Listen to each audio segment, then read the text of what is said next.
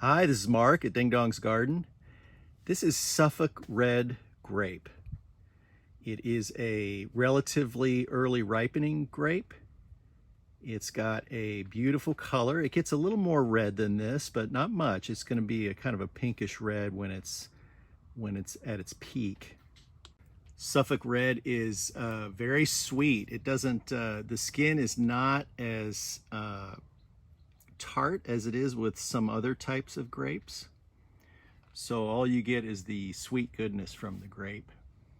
But I often can't help but come out here and try them as they ripen on the vine. We could wait until they're all ripe, but it's just fun to come out here and try the more ripe grapes in the bunch. And grapes are very easy to grow from cuttings. You just take a cutting in the winter and you put it in some soil with some water and give it some bottom heat, and the roots will form. And then come springtime, you can plant it out or put the pot outside. They're very cold hardy as well. This vine of Suffolk Red is growing in container.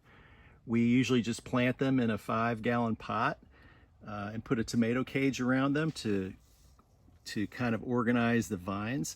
But you can see here where I cut the original cutting, the vine is getting thicker and it's able to put out more fruit.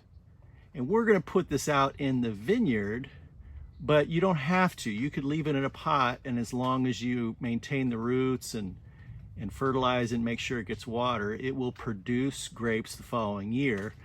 You'll just have to prune it back because, you know, grapevines, they just want to grow. At the end of this video, I'll put a link to a couple of our videos. One is on how we root grapevines, and the other one is on how we grow them in pots. This is Suffolk Red. It's a seedless grape, and it's very sweet. The skin doesn't have that tart flavor that you get on some other grape varieties.